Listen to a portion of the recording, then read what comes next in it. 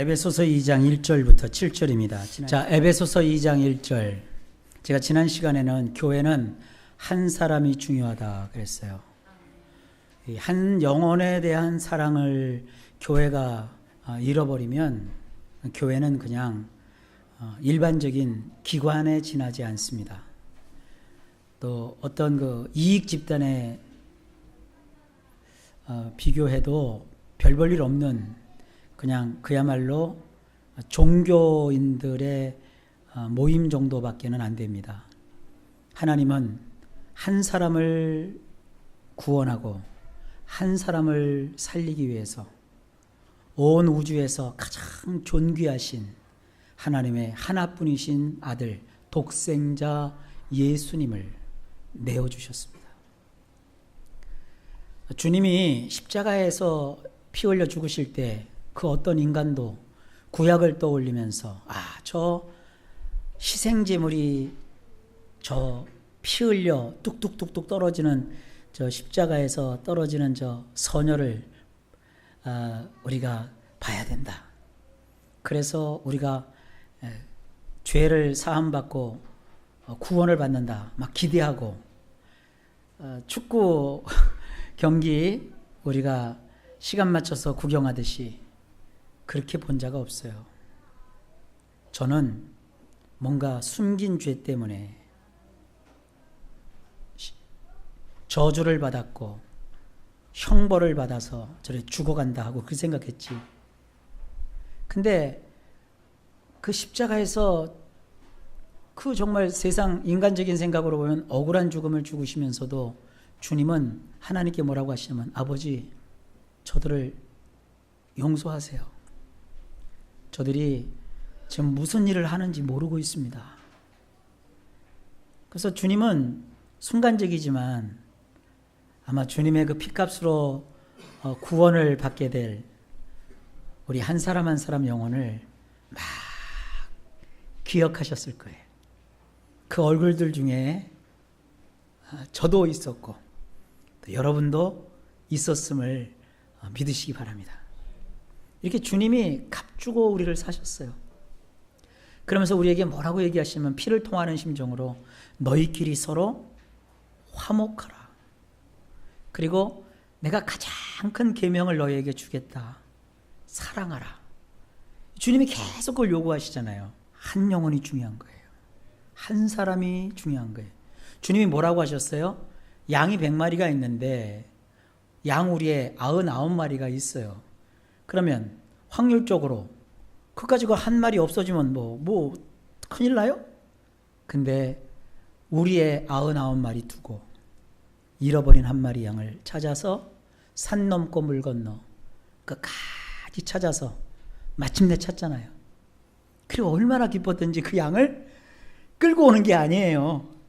등에다가 이렇게 이고 기뻐서 오는 거예요. 얼마나 기뻤던지 잔치를 다 베서래요.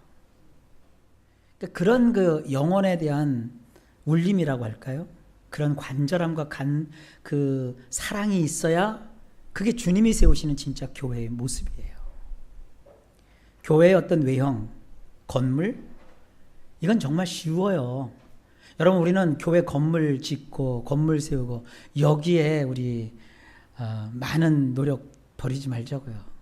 그러니까 우리가 중요한 건 건물이 아니에요. 그건 하나님이 우리에게 필요하면 또 우리가 예배처로 쓸 수 있는 곳을 부담 없이 우리가 사용할 수 있도록 하나님이 또 이렇게 해주실 걸 아버지께 지금 제가 말씀드리는 거예요.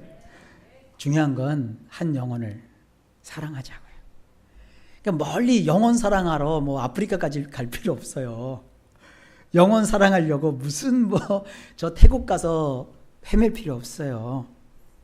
먼저 교회 안에 있잖아요. 여러분 이렇게 따지고 보면 사람 겉보고 몰라요. 어려운 분들 많아요. 꼭 돈이 없어야만 어렵습니까? 옷 잘 입으면 어려움 없을 것 같아요. 그 안에 정말 죽지 못해 사는 사람도 있어요. 근데 죽을 사람한테 가서 자꾸 죽어라 그러면 진짜 죽어요. 당신은 사랑받기 위해 태어났어. 손잡아 주시자고요. 누군가가 여러분들이 했던 그 말 한마디에 인생이 바뀌어요. 전 몇 번 경험을 했어요. 한 사람이 그렇게 중요합니다. 교회는 한 영혼이 예수님을 만나야 되고 자기 인생에 대한 하나님의 계획을 깨닫고 정말 자기에게 주어진 한 번뿐인 인생은 두 번 아니에요. 한 번만 기회가 있는 거예요. 한 번뿐인 인생을 값지게 사는 거예요. 인생은 다시 돌이킬 수가 없어요. 지나온 것은 다시 역류할 수 없어요. 이제부터 시작하는 거예요. 그러면서 제가 자주 얘기하는 게 그거예요. 오늘은 10년 뒤에 오늘만 같으면 내가 뭐든지 할 수 있겠다라고 하는 부러워하는 오늘이요. 아시겠죠? 여러분 그런 얘기 하잖아요. 10년만 젊었어도 10년 후에 여러분들이 70이 됐다고 칩시다. 지금 60이라고 합시다. 지금이 기회요. 아시겠죠? 그러니까 오랜 훗날에 가장 부러워할 지금 시간부터 시작하는 거예요. 저 지금 공부 정말 계속해요. 그리고 히브리어 하죠, 헬라어 하죠, 영어 하죠, 뭐 중국어도 들여다보죠. 왜 그렇게 자꾸 해요? 그렇게 준비해 놓으면 하나님이 야, 너 좀 와봐 이렇게 할 수 있잖아요. 여러분 그렇게 준비하고 노력해요. 왜? 제가 저 인생을 사랑하기 때문이에요. 여러분 인생을 좌절하지 마세요. 돈 없으면 벌면 돼요. 건강 잃어버렸으면 다시 찾으면 돼요. 제가 의사는 아니지만 하여간 어디에선가 내가 읽었어요. 저는요 이렇게 제일 부러운 사람이 자기가 누구가 쓴 어떤 책을 읽었다는 걸 기억하는 사람이 저는 제일 부러워. 근데 저는 이것저것 잡학다식을 해가지고 분명히 읽었는데 어디서 읽었는지 몰라요. 아니 제가 번역해 놓은 책도 어디에 그 내용이 나오는지 모르지만 생각은 나요. 내가 본 어느 책 중에 인간은요 몸이 생체 주기가 7년이래. 7년. 그래서 죽을 병에 걸렸어도 7년 동안 버틴기면 몸이 새로워진대요.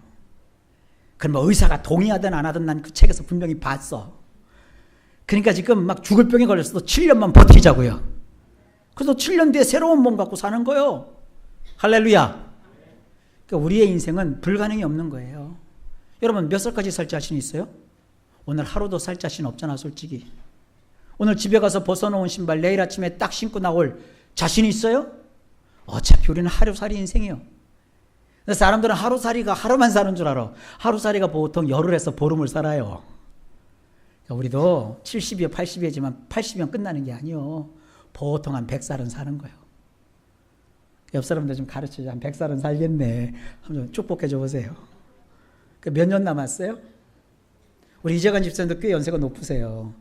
아직도 한참 남으셨어요. 건강하게 몸을 관리하시면 돼요. 축복합니다. 그리고 우리 윤 집사님하고 저 아직도 멀었네. 우리 반밖에 안 살았어. 아셨죠? 집사님? 우리 강우석 집사님도 지금 열심히 돈 벌고 땀 흘려 쓰고 하시는데 우리 멋지게 이제 선교하시자고요. 우리 인생이 그런 거예요. 한 사람이 중요해요. 교회는 그걸 놓치면 안 돼요. 그러니까 하나님이 그 한 사람을 어떻게 하셨냐? 구원하셨어요. 자, 1절과 5절을 보세요. 1절에는 죽었다는 말이 나오고 5절에는 살았다는 말이 나와요. 원문에 보면 죽었다는 것은 과거형이에요. 5절에 살았다는 것은 현재에서 출발해서 미래까지 이어지는 거예요. 그러니까 예수 믿는다는 것은요, 한 번 죽고 다시 사는 거예요. 여러분 지금 죽은 과거에 매달리지 마세요. 이 죽은 과거를 1절부터 5절까지 지금 쭉 설명하고 있잖아요. 과거는 여러분 허물과 죄로 죽었어요. 여기 죄 없는 사람이 있어요? 허물 없는 사람이 있어요? 더 쉽게 얘기할까요? 털어서 먼지 안 나는 사람이 있냐고요. 우린 다 마찬가지 죄인이에요. 한때 여러분은 세상의 세태를 따랐어요. 공중에 대한 권세를 가진 두목. 이게 누구예요? 사탄이에요. 그 사탄은 현재 불순종하는 자들 가운데서 활동하는 영이에요. 그 마귀를 따라서 살았어요. 지금 교회도 안 다니고 예수님 안 믿는 사람들이 뭐 좋은 소리 해도요, 그거 다 마귀가 하는 짓이에요. 마귀가 하는 소리예요. 왜냐하면 남편이라는 말은 내 남자라는 뜻이거든요. 여성들 남편하고 같이 사시는 분들은 남편은 여러분 남자요. 여러분 거지가 마음대로 하라고. 근데 반대로 아내는 내 여자라는 뜻이 아니에요. 아내는 내가 존중해 줘야 돼요. 이게 하나님은 남자의 역할과 여자의 역할을 좀 구분을 하셨어요. 그러니까 남편들은 너무 요즘 여성화가 또 돼가지고 아내를 또 너무 또 그렇게 하더라고요. 그냥 남편은 본분을 잘하면 돼요. 그리고 아내를 정말 여러분 잘 사랑하세요. 근데 이거 정상적인 가정에서 그렇지만 또 어떤 가정은 같이 못 사는 가정도 있어요. 그죠? 사별하신 분도 있고 별거하시는 분도 있고 이혼하신 분도 있어요. 그게 다 뭐예요? 과거의 모습이에요. 그것을 신앙으로 끌어들여서 자꾸 신앙인으로서 가야 될 길을 여러분들 이상하게 왜곡시키지 말라 이거예요. 우리도 욕심의 욕심을 따랐어요. 육신이 원하는 것, 육신의 생각들을 우리가 수행하며 살았어요. 그래서 우리에는 본래가 진노의 자식들이라고 성경이 말하고 있어요. 이게 다 심판을 받을 그런 우리의 모습들이에요. 그런데 하나님이 긍휼에 있어서 풍성하신 그 사랑을, 그 큰 사랑을 우리에게 베풀어 주셨어요. 그래서 어떻게 됐냐? 우리를 하나님이 살리셨어요. 그러니까 죽은 과거의 그 모습에 나의 그 그림을 그리지 마시고 하나님의 큰 사랑으로 다시 살림을 받은 그 다시 산 모습 속에 나의 그림을 그리라 이거예요. 우리가 허물로 인하여 죽었었지만 은혜로 말미암아 구원을 얻어 지금 이른 것이라고 했어요. 6절. 그리고 지금 현재 우리는 어떤 사람이냐? 하나님이 우리를 예수님과 함께 일으키셔서 우리를 예수님과 함께 하늘의 실체에 앉히셨어요. 우리는 지금 이 땅에 살지만 하나님의 나라, 저 천국에서 사는 자와 같은 거예요. 7절. 굉장히 지금 철학적인 얘기입니다.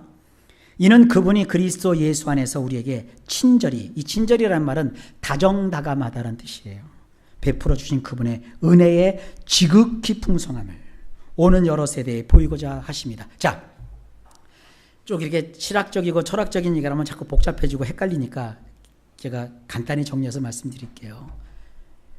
뭐 동성애가 됐건 또 자살 문제가 됐건 무슨 세상 정치 문제가 됐건 이건 다 죽은 우리 과거의 모습이 따라가야 될 모습이에요. 그러니까 예수 믿는 사람이 자꾸 그런 거 갖고 신앙을 이렇게 하지 말고 그거는 선을 그어버리시고 이제 우리가 살아가야 될 건 뭐냐? 하나님이 나를 살리시기 위해서 베풀어 주신 그 큰 사랑을 받았으니까 이제 우리는 어떻게 해야 되느냐? 주님이 나에게 주신 그 은혜가 지극히 풍성하다고 그랬죠. 풍성한 것도 큰 건데 풍성이 맥시마이즈, 최고조에 달한 그런 풍성함을 보이고자 함이라고 그랬어요. 그러니까 교회라는 것은요, 시대에 무슨 문제와 사건을 막 들추어서 그걸 막 흩뿌리는 자들이 아니라 하나님이 우리에게 베풀어 주신 그 큰 사랑, 그 받은 큰 은혜, 그거를 막 나누는 거예요. 그래서 그 은혜로 서로를 돌보고 사랑하는 것이 교회예요. 교회는 그 일을 하는 거예요. 우리는 뭐냐? 은혜, 하나님 받으신 그 고난으로 인해서 구원받은 그 사랑, 그 은혜, 그 우리가 충분히 받고 그 은혜를 베푸는 그런 역할을 교회가 해나가야 돼요. 우리 교회 색깔이 분명해졌죠? 자, 여러분, 이런 교회를 좀 우리 한번 이루어 나가십시다. 그래서 정말 우리 성도님들이 이 시대 행복했으면 좋겠고요. 또 건강했으면 좋겠고, 멋지게 좀 살았으면 좋겠어요. 여러분 축복합니다.